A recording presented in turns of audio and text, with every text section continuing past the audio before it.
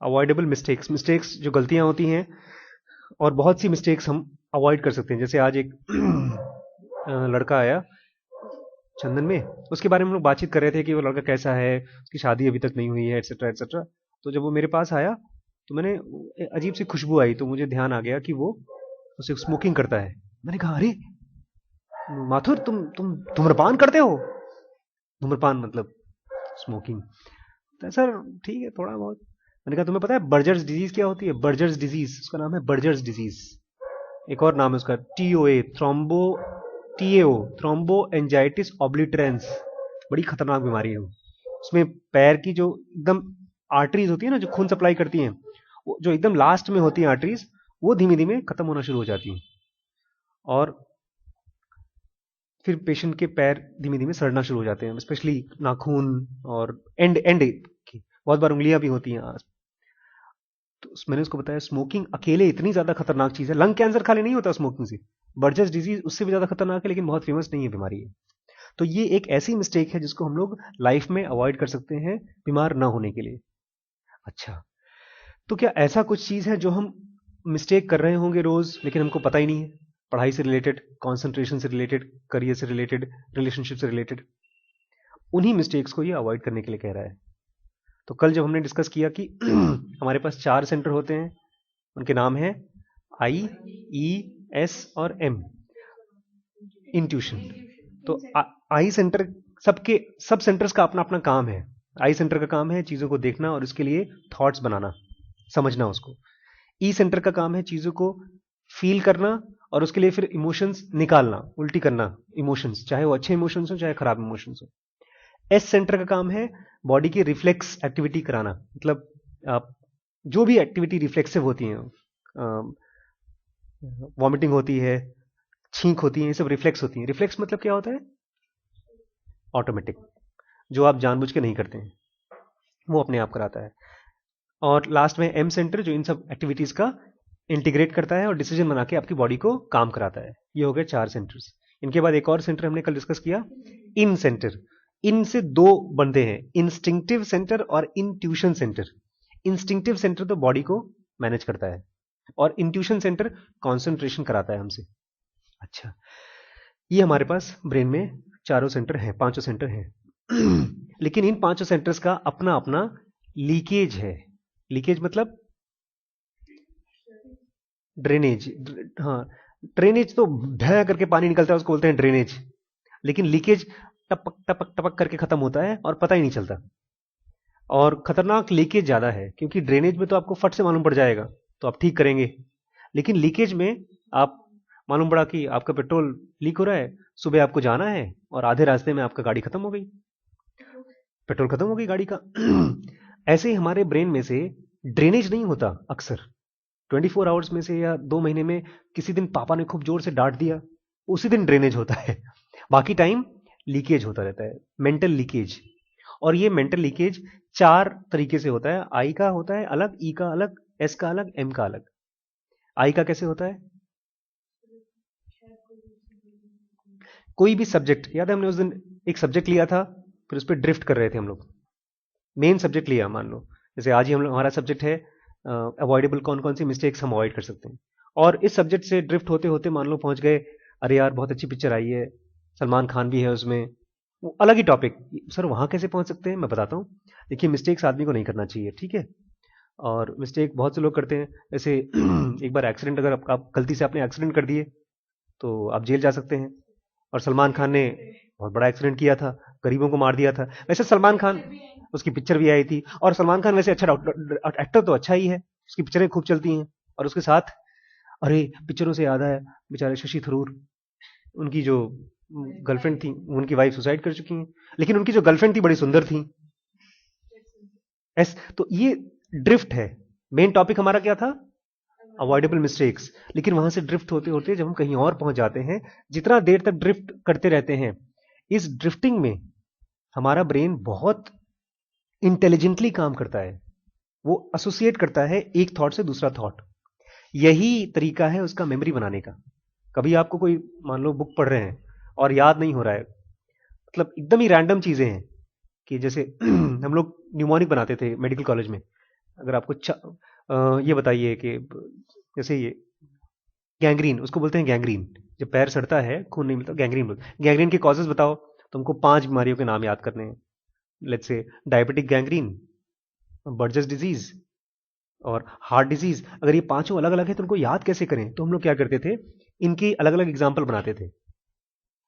तो diabetic Buerger's तो बोलेंगे दीना बाबू, दीना बाबू नाम याद हो गया, दीना से डायबिटीज, बाबू से बर्जर्स, दीना बाबू हरी भाई, ऐसा कुछ नाम याद करके हम लोग अपना। तो ये वही एसोसिएशन का तरीका है जो कि ड्रिफ्ट में भी यूज होता है। वही गाड़ी जब आप घर से लेके जाएंगे, स्कूल के लिए निकले हैं लेकिन चले गए कहां? ओएल। फिर फादर को पता चला तो पुलिस को। तो वही तरीका ब्रेन का यूज होता है, और उस प्रोसेस में एक फोटो के साथ दूसरा फोटो, एक थॉट के साथ दूसरा थॉट जब ऐड करता है दिमाग, उसके लिए एनर्जी लगती है भाई। एक एक ठक ठक ठक ब्रेन यूज कर काम कर रहा है। उस एनर्जी को हम लोग बोलते हैं ड्रेनेज ऑफ आई सेंटर। कौन सी एनर्जी को? जो आपको ड्रिफ्ट करा रहा है एक मेन सब्जेक्ट से। आप पढ़ाई कर रहे हैं, किताब पढ़ रहे हैं, मैथ्स कर रहे हैं, पढ़ते पढ़ते अचानक याद, अरे डोरेमोन का टाइम हो गया। घड़ी देखी, घड़ी से क्या याद आया? 4 बजे डोरेमोन, याद रखिएगा आज ही आएगा आपके सामने। हाँ, 4 बजे डोरेमोन, 4 बजे डोरेमोन। तब तक से दादी के कमरे में गए, दादी का कमरा लॉक। ओह ओह, चाबी कहाँ है, चाबी कहाँ है, चाबी। तो हम ये चीज जो ब्रेन में चल रहा है, अभी हम पहुंचे नहीं है, इसको कौन से सेंटर का ड्रिफ्ट बोलेंगे? आई सेंटर का ड्रिफ्ट। ई सेंटर का ड्रिफ्ट बड़ा आसान है, इतना इसमें मुझे समझाना नहीं है। ई सेंटर मतलब आप दुखी हैं, जैसे आप हैं, सर कितना रैंक आया? 34। तो दुखी क्यों हो? क्लास में 120 बच्चे, कितने बच्चे बैठे थे? 80 बैठे थे, 80 में से 34 आए हैं आप, तो 34 में दुखी हैं। क्यों? सर कोई और फर्स्ट आया है। तो क्या हो? आपके डेबिट अकाउंट, डेबिट अकाउंट मतलब घाटे। जैसे मुझे अपनी पुरानी गर्लफ्रेंड याद आती रहे और मैं रोता रहूं उनके बारे में। Debit account. इस औरत ने जो सुसाइड किया है इसीलिए किया है, उसको बहुत स्ट्रॉन्ग डेबिट अकाउंट था। समझदार होती तो बोलती ठीक है चलो देख लेंगे। एक बंदे के बारे में बताता हूं मैं, ऐसे उसके साथ भी हुआ था, और मैं उस बंदे को जानता हूं। उसको मालूम पड़ा कि उसके उल्टा था, मतलब उसकी वाइफ का अफेयर किसी और से चल रहा था। शशि थरूर का तो अपना खुद का अफेयर किसी और के साथ चल रहा था, लेकिन इस बंदे का उसकी वाइफ का अफेयर किसी और के साथ चल रहा था। और लोगों ने जब बताया तो very intelligent fellow he says, कहा कुछ नहीं है, सब झूठ है, बकवास है। लोगों ने कहा नहीं हमने देखा है उनको घूमते फिरते, बोलते सब झूठ है, सब बेवकूफ बनाते हैं। और उसने भी खुद देखा था। लेकिन चलता रहा चलता रहा। 3-4 साल बाद वो वाइफ उससे बोर हो गई और वापस इनके साथ रहने लगी। खत्म कहानी। एक बड़ा मतलब डबल मीनिंग का चुटकुला है इसी में। छोटे बच्चे हैं इसलिए हम नहीं बताना चाहते। आप लोग वैसे डबल मीनिंग का चुटकुला सुनते हैं स्कूल में? नहीं सुनते ना? गर्लफ्रेंड बॉयफ्रेंड से रिलेटेड नहीं सुनते, जाने दीजिए। फेसबुक पे लोग जब बंद करेंगे तब सुनाएंगे। तो ई सेंटर का मैक्सिमम जो ड्रेनेज होता है, सॉरी लीकेज होता है, that is you thinking about your fear, your hurt. मान लीजिए क्लास में किसी ने आपकी बेइज्जती कर दी हो, कोई आपको चिढ़ा रहा हो, उस चिढ़े हुए नाम से जो दुख पैदा होता है, या बिना किसी के चिढ़ाए भी हम चिढ़ जाते हैं। हम साइकिल से आ रहे हैं और राज बाइक से आ रहा है, उसको देख करके भी मन में एक तरह की नेगेटिव फीलिंग आती है। मुझे बचपन में 8th स्टैंडर्ड में इतनी नेगेटिव फीलिंग आती थी, 8th में मेरे पैरों में बाल आना शुरू हो गए थे, और स्कूल में हाफ हाफ पैंट पहनना पड़ता था 8th में हम लोगों को। तो मैं बहुत दिक्कत होती थी। घर पे जाके मैंने एक दिन क्या किया, रेजर उठाया, अपने पूरे बाल, पैर के बाल काट दिए। इतनी पिटाई करी, इतनी पिटाई हुई मेरी घर पे। लेकिन वो एनर्जी क्यों आई मेरे मन में? Because of E centres drift, E centres leakage. E centre उसमें पैसे खर्च करता है, आपकी एनर्जी, ब्रेन की एनर्जी खर्च करता है। थर्ड है एस सेंटर की ड्रिफ्ट या तो लीकेज। क्या है? नॉर्मली एस सेंटर को हम लोग आम भाषा में बोलते हैं सेक्स सेंटर।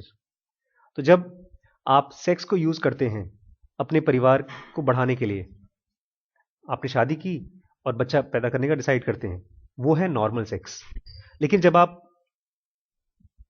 उस काम के लिए नहीं यूज करते तो बच्चे पैदा करेंगे, आप परवर्जन के लिए यूज करते हैं। परवर्जन मतलब चलो मौज मस्ती करते हैं, तो उसको हम बोलते हैं एस सेंटर का लीकेज। ठीक है। जनोवा के साथ मेरे साथ बहुत एक बड़ा एक्सपीरियंस है, मैं आपको शेयर करना चाहता हूं। जो बच्चे 10th में, शायद मैं जब मैं 10th में पहुंचा था, तो मुझे इजैकुलेशन शुरू हुए थे। इजैकुलेशन जानते हैं क्या होता है? आप लोगों को नहीं मालूम होगा। स्पर्म्स निकलना, जब जैसे लड़कियों को पीरियड्स आते हैं, जब लड़कियां बड़ी हो जाती हैं 14-15 साल की, तो उनके यूट्रस एक ऑर्गन होता है, उसको हम लोग हिंदी में बोलते हैं बच्चेदानी। हाँ, ये 13, 14, 15 और बहुत से बच्चियों को 11, it depends upon physical maturity of the child, कि अगर फिजिकली आप फिट हैं, बहुत सी लड़कियां हैं हट्टी कट्टी हैं खूब, उनको देखेंगे, पूछेंगे उम्र कितनी है, उन लगेंगे आंटी, लेकिन उम्र होगी 10 साल खाली। आपके स्कूल में एक बच्ची हो, देखने से लगता है वो आंटी है, लेकिन वो है 9th में खाली, वो बड़ी खतरनाक है। जब उसके प्रिंसिपल मॉनिटर्स बता रहे थे, तो बता रहे थे बहुत खतरनाक लड़की है। तो ऐसे ही बॉयज को भी, अगर जब ये आपकी वो ये बेसिकली बताती है कि आप सेक्स करके, अगर आप सेक्स करते हैं तो क्या बच्चे पैदा होंगे। अगर स्पर्म्स आपके बॉडी में से नहीं निकल रहे हैं, तब तक बच्चे पैदा नहीं हो सकते। इसमें खतरा होता है। हमारे यहाँ जब अल्ट्रासाउंड हम लोग करते हैं ना, तो महीने में 2 या 1 कोई बच्ची बेचारी आती है, उसको पता भी नहीं होता, और वो प्रेग्नेंट होती है। पेरेंट्स को भी पता नहीं होता, किसी के साथ सेक्स कर लिया होगा, उसको भी नहीं मालूम होगा कि वो सेक्सुअल एज में है जहां पर वो प्रेग्नेंट हो जाएगी। तो जब लड़कियां मेंस्ट्रुएशन, इसको बोलते हैं मेंस्ट्रुएशन साइकिल, और लड़के जब स्पर्मेटिक साइकिल उनका चालू होता है, इस उम्र में जब वो लोग मिलते हैं, तो दे कैन रिप्रोड्यूस चिल्ड्रन। अच्छा, अब ये जो एक्टिविटी है, इतनी ज्यादा स्ट्रॉन्ग एक्टिविटी है सेक्स की, मेंस्ट्रुएशन की नहीं, स्पर्म निकलने की, कि जब वो पहली बार निकलता है तो लगता है अरे यार ये तो बहुत अच्छा एक्सपीरियंस है। और गिल्ट भी आता है, गुस्सा भी आता है, क्योंकि जिससे भी आप बात करेंगे, आपको 2 झापड़ मार के चुप करा देगा, गंदी बातें करते हो तुम। हमारे पूरी हमारी स्पेशली इंडियन सोसाइटी में, बच्चा अगर अपने पेनिस को छू भी रहा है, तब भी उसको डांटते हैं पेरेंट्स, है गंदी चीज कर रहा है।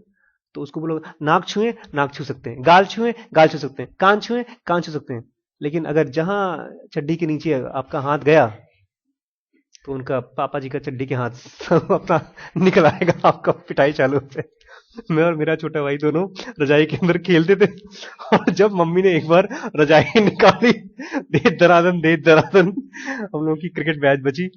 एनीवेज, तो ये जब मजा आता है, तो आदमी, आपके स्कूल में एक बच्चा है, बोलता है सर मैं बहुत बीमार हूं। मैंने कहा क्या हो? तो बोलता है सर मैं रोज स्पर्म्स निकालता हूं।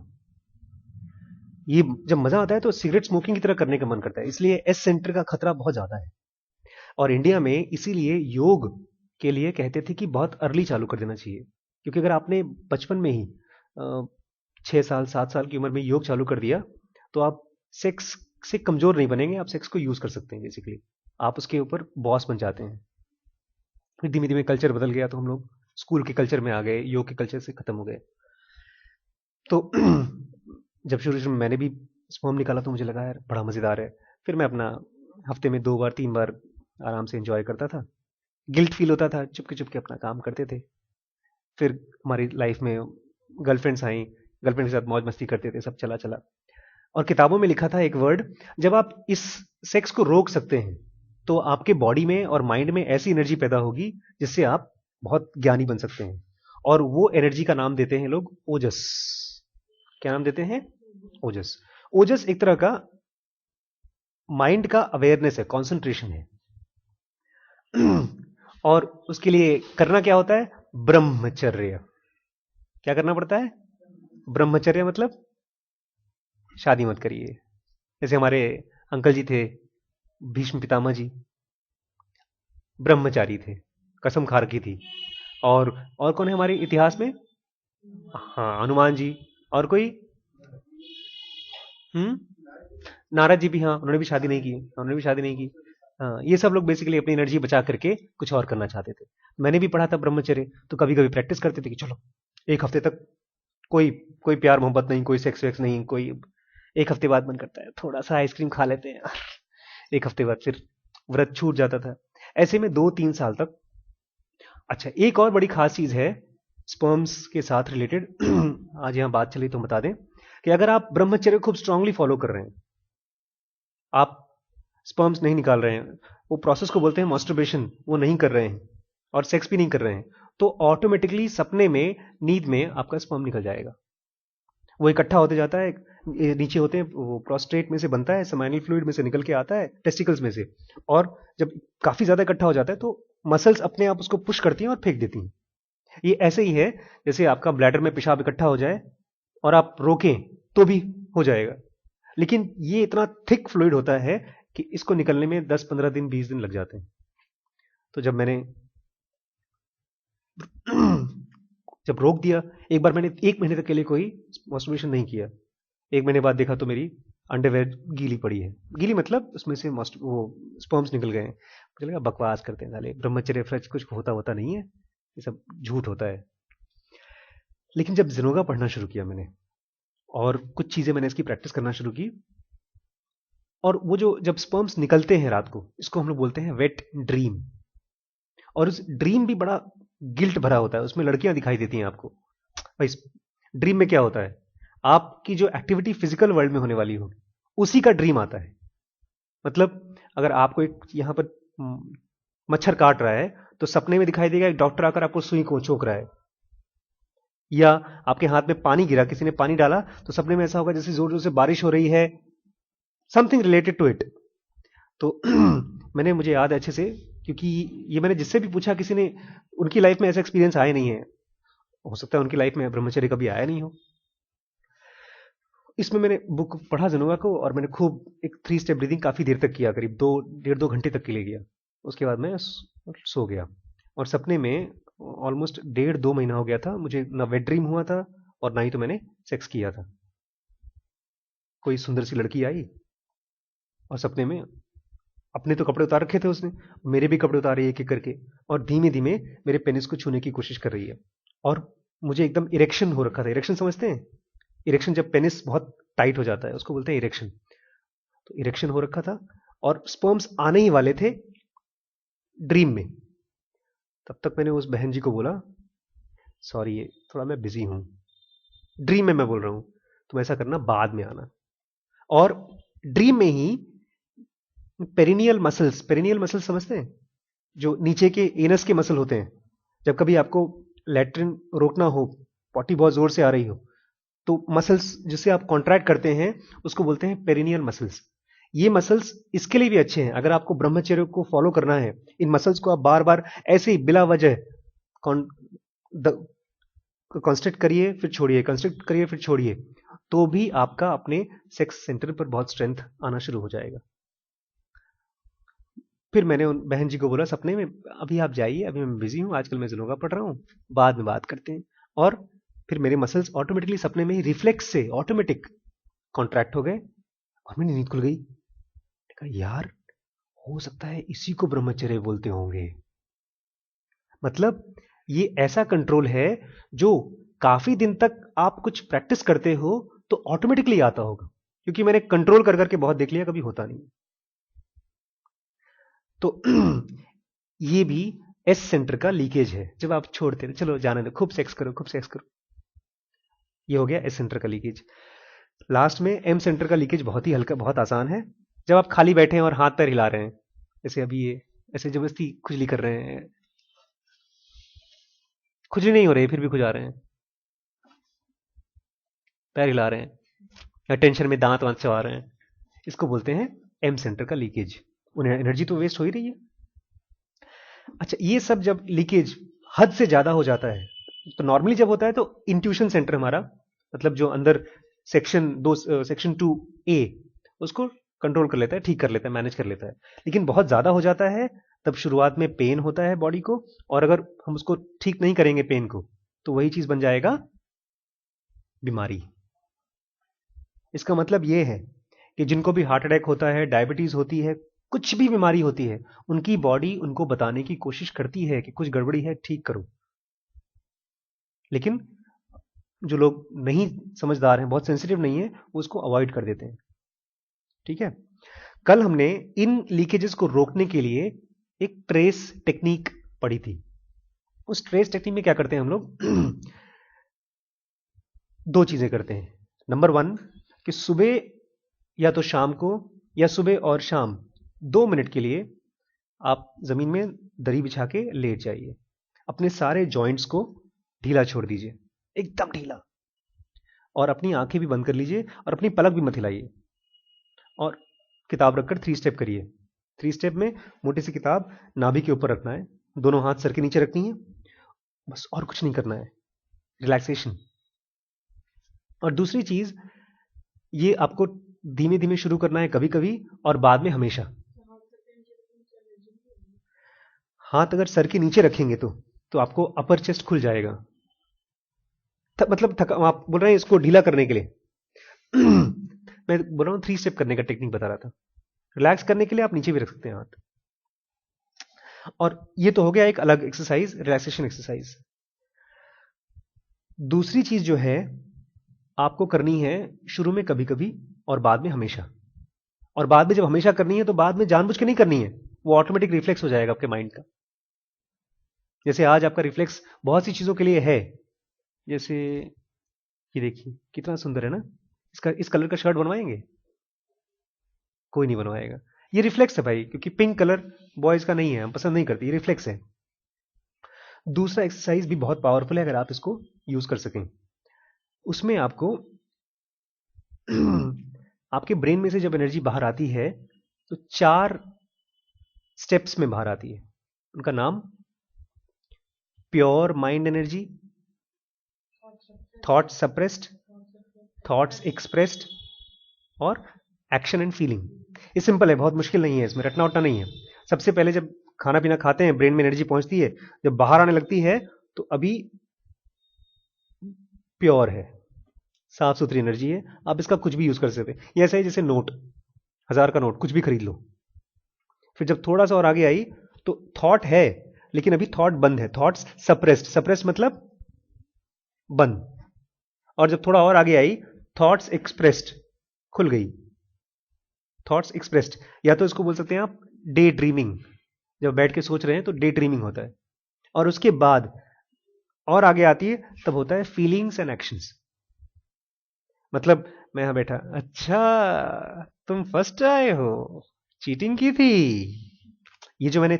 ये जो बोला है मैंने आपको, इसके लिए एक्शन किया है मैंने, मुंडी हिलाई है, हाथ हिलाया है। लेकिन ये इतनी स्पीड में तो हो गया, लेकिन ये हुआ कैसे? पहले pure mind energy state, thought suppressed, thoughts expressed और फीलिंग्स एंड एक्शन। कभी कभी आपको बीच का भी दिखाई दे जाता है। कैसे? आज एग्जाम में क्वेश्चन आया है, how many states are there for the thoughts. अरे यार पहला वाला नहीं आ रहा है, सेकंड वाला आ गया, थर्ड। मुझे पता है उसमें थॉट के बाद कुछ वर्ड है, तो जो सप्रेस्ड वर्ड नहीं दिख रहा है वो इसलिए नहीं दिख रहा है क्योंकि वो सप्रेस्ड है, छुपा हुआ है।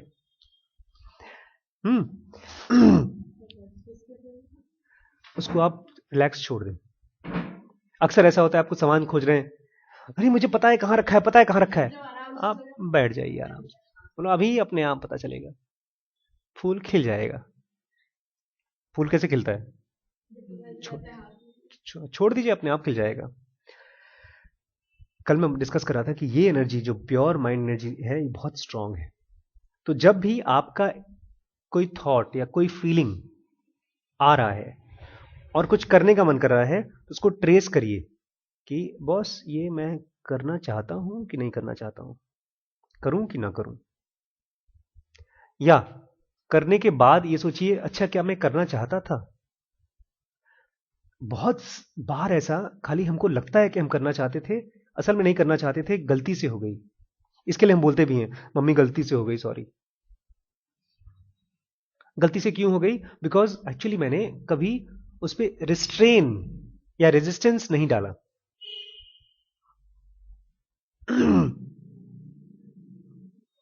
साइकिल चलाते हैं, इसमें अगर ब्रेक ना हो तो क्या होगा भाई? बहुत मुश्किल हो जाएगी। हम लोग तो ऐसे ही, जब आप अपने थॉट्स को, हम लोग कभी प्रैक्टिस नहीं किया आज तक ब्रेक लगाने का। अच्छे अच्छे इमोशंस, हमारे को ब्रेक कब आता है? जब हम बहुत दुखी होते हैं, तब सब कुछ छोड़ छाड़ करके बैठने का मन करता है, रोने का मन करता है, चले जाओ तुम, कोई परेशान मत करो। लेकिन सच्चाई ये है कि बहुत सी एक्टिविटीज जो गलतियां, सो कॉल्ड गलतियां हैं, हम उनको नहीं करना चाहते थे, वो इसलिए हो गई बिकॉज हमने उस पर कभी लगाम ही नहीं दौड़ाई। तो जब आप ट्रेस करेंगे और ये पूछेंगे बॉस अगर मैं इसको करता हूं तो इसका क्या रिजल्ट रहेगा, शुरू में बहुत मुश्किल होगा। तो मैं आपको थोड़ा सा इसको बताता हूं टेक्निक कैसे यूज की मैंने, तो आपको बहुत लाइट मिलेगी। इसका नाम जेन मोनेस्ट्री में रखा गया है, ये इस बुक में नहीं है। जेन मोनेस्ट्री में रखा गया है how to control the bull, how to control the bull. और उनके यहां मोनेस्ट्री में 10 फोटोज हैं और उसमें हर फोटो में बुल और एक आदमी है। सबसे पहली वाली फोटो में तो बुल है, सॉरी खाली आदमी है बस। उसके बाद बुल एकदम जोर से आ रहा है और आदमी को धक्का मार करके चला गया और आदमी बेचारा मार खा के रो रहा है। तीसरे में ये बुल जब चला गया उसकी पिछवाड़ा देख रहा है कि मार के चला गया, रो रहा है बेचारा। चौथे में उसकी पूंछ पकड़ने की कोशिश कर रहा है। पांचवें में उसके ट्रंक को पकड़ लिया है। छठे में और आगे जाकर के उसके चेहरे के पास उसकी सूंड पकड़ ली है, ऐसे आगे से ही। फिर लास्ट में रस्सी उसी बांध करके उसको कंट्रोल कर रहा है और एकदम एंड में बुल आता ही नहीं है, दूर से खड़ा कर दिया उसने। तो हम शुरुआत कैसे करेंगे? जो भी एक्टिविटी अगर कर सके, जैसे आपने कहा ना बहुत सी थॉट्स को तो मैंने ट्रेस कर लिया लेकिन बहुतों को नहीं कर पाया, तो जिनको कर लिया अपने आप को बोलिए शाबाश अनिल शाबाश। हाँ, you have to tell yourself good. जैसे मैंने आज मेरे साथ बहुत अच्छी चीज हुई तो मैं अपने आप को शाबाश करता हूं, फिर कल के लिए मैं डिसाइड करता हूं कि अगर ये नहीं हुआ तो भगवान मुझसे एक्सपेक्ट मत करना, गलती से हो गई। और जो चीज नहीं हो पाई उसके लिए आप देखिएगा कि या कोई गलती हो गई जो आप नहीं करना चाहते थे कि यार आज मैं सो के सुबह लेट उठा, नहीं ये नहीं, ये तो अपने ऑटोमेटिक चीज है। लेट्स से आज आपने डिसाइड किया कि आप खेलने जाएंगे, आज छुट्टी मारेंगे, तो छुट्टी मारने से पहले आपको डिसाइड करना, सोचना चाहिए कि अच्छा अगर छुट्टी मारता हूं तो क्या क्या चीजें होंगी। एक तो फादर को पता ही चलेगा तो झूठ बोलना पड़ेगा, एक झूठ बोलने के बाद फिर मैं घर पे क्या करूंगा, लाइट कट जाएगी, पिक्चर तो देख नहीं पाऊंगा, इन्वर्टर खत्म हो जाएगा तो मम्मी डांटेंगी, एटसेट्रा। ढेर सारे जो भी थॉट्स आपके आए उसको ट्रेस करिए। लेकिन जनुगा में बोलता है trace it with one thought कि क्या ये चीज मुझे आगे ले जाएगी। मतलब अगर मैं डिसाइड करता हूं कि मैं आधे घंटे फेसबुक करूंगा, सॉरी आधे घंटे छोड़ो, हम लोग हमेशा डिसाइड करते हैं बस 2 मिनट, 2 मिनट, 2 मिनट करूंगा, तो क्या 2 मिनट रहेगा? और क्या फेसबुक करके मेरा माइंड ज्यादा कॉन्सेंट्रेटेड महसूस करेगा? अगर करेगा तो आप उसको करिए, उस एक्टिविटी को कर लीजिए। और अगर नहीं करेगा तो उस एक्टिविटी को, उस प्योर माइंड एनर्जी को वहां से हटाकर कहीं और लगाइए। और तब आप देखेंगे धीमे धीमे आपको जो मजा फेसबुक करने में आ रहा है वही मजा ब्लैक स्वैन पढ़ने में, जुनुगा पढ़ने में आना शुरू हो जाएगा। इररिस्पेक्टिव आपकी कोई चीज फेवरेट है या नहीं है, जब आप उसको करना शुरू करते हैं तो धीमे धीमे आपको पसंद आना शुरू हो जाता है। इसीलिए लोगों को सिगरेट और दारू पसंद आती है। पहली बार में बड़ी कड़वी लगती है, खांसी आती है, फिर प्रैक्टिस करते हैं लोग। अभी कोई बात नहीं, कल कल फिर करेंगे तब आ जाएगा। रसरी आवत जात है सिल पर परत निशान, सुना है? क्या है पूरी? और जड़मति होत सुजान, मतलब कहानी है ये कि प्रैक्टिस करोगे बेटा तो सुधर जाओगे। तो सिगरेट पीने के लोग प्रैक्टिस करते हैं, सुधर जाते हैं। तो ऐसे ही आपको प्रैक्टिस अपने ब्रेन के साथ करनी है। जब बार बार अपने थॉट्स को ट्रेस करेंगे, पॉज, जाना है आज सीतापुर, जाना है पापा मम्मी के साथ, क्या है अंकल की शादी है, क्या थी एंगेजमेंट थी, अच्छा उसमें मैं जाके क्या करूंगा? अगर उतना देर मैं और कुछ पढ़ लूं तो मेरा अपना वो नहीं बन जाएगा, अपना प्रोग्रामिंग नहीं सीख लूंगा। मेरा जो प्रोग्राम बनने वाला सॉफ्टवेयर कितने करोड़ों रुपए का बिकेगा, और उसके लिए मैं किस लिए ठीक बेच दूं? सीतापुर में शादी अटेंड करने के लिए। बताओ, शादी भी नहीं थी। अब मतलब मैं एग्जांपल दे रहा हूं कि जो भी आप एक्टिविटी कर रहे हैं आपको उसको धीमे धीमे ट्रेस करना है, ठीक है? ट्रेसिंग टेक्निक अगर आपने रेगुलर, अच्छा इस ट्रेसिंग टेक्निक में आपकी हेल्प करेगी 3 स्टेप ब्रीदिंग। मतलब आप देखेंगे अगर 3 स्टेप ब्रीदिंग नहीं करते आप 5-6 दिन के लिए, 1 हफ्ते के लिए, और ट्रेस करने की कोशिश करते हैं तो मन में ऐसा आएगा अरे यार छोड़ो यार फालतू का एक्सरसाइज है। लेकिन अगर आप 3 स्टेप करके, जैसे आज सुबह की मैं बात बता रहा हूं, आज एक पेशेंट आया और कि जो भी आप एक्टिविटी कर रहे हैं उसका आपको उसको सीटी स्कैन मैंने धीमे धीमे डॉक्टर ने लिखा ट्रेस नहीं था, करना है। उन्होंने खाली लिखा था कि पेट में ऊपर कुछ कुछ दिख रहा है, आप देख लीजिए, चेक कर लीजिए, डॉक्टर जेरिसन का पेशेंट है।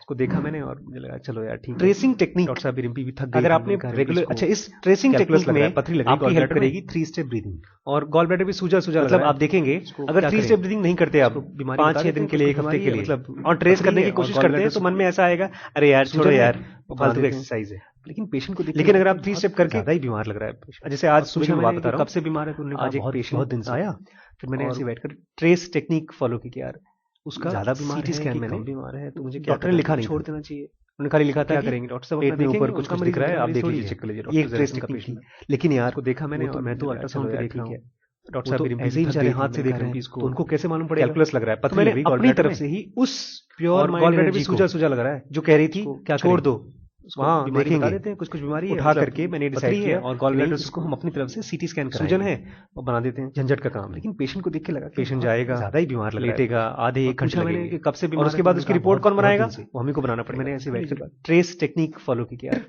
ज्यादा उसको मैंने बीमार है भेजा कि कम बीमार है, तो मुझे क्या करना और उसका चाहिए, रिपोर्ट छोड़ ये देना आया कि उसको चाहिए। कैंसर था। तो क्या करेंगे? डॉक्टर साहब अपना देखेंगे, उनका मरीज तो है, मेरा मरीज थोड़ी सोचिए है। छोटी सी ये एक ट्रेस और डॉक्टर साहब को जब मैंने लेकिन बताया यार, कि सर वो इसको तो मैं कैंसर तो लग रहा है, तो अल्ट्रासाउंड बहुत पे खुश देख हो गया रहा कि हूँ। एटलीस्ट यार वो तो ऐसे ही बेचारे नहीं हाथ तो हम से लोग देख क्या रहे हैं, करते हैं, उसको उनको दवाई दे कैसे मालूम करके पड़ेगा? 1 हफ्ते और तो ट्राई मैंने करते हैं अपनी कि ठीक हो तरफ से जाए, ही और उसको बाद में प्योर ऑपरेट माइंड करते हैं। एनर्जी को ट्रेस जो कह रही टेक्निक थी छोड़ हमको दो, बहुत बड़े बड़े हाँ, एक्सीडेंट देखेंगे। से रोक देगा। उठा करके और मैंने बाद decide में किया कि नहीं, इसको हम अपनी एक्सीडेंट्स तरफ से सीटी स्कैन छोड़िए, कराएंगे। आपको बहुत बड़े बड़े झंझट का काम है। अपॉर्चुनिटीज दिखाना शुरू पेशेंट कर जाएगा, देगा, लेटेगा, जो औरों को आधे नहीं 1 दिख घंटे रहा है। लगेंगे, और उसके बाद उसकी रिपोर्ट हम कौन बनाएगा? ट्रेस टेक्निक वो हम ही कल को फिर बनाना से रिवाइज पड़ेगा। करेंगे, लीजिए बात। जब और फिर नया चीज पढ़ना उसको शुरू मैंने करेंगे। भेजा, और ट्रेस टेक्निक से फायदा क्या और होता उसका है? रिपोर्ट ये आया कि उसको कैंसर था।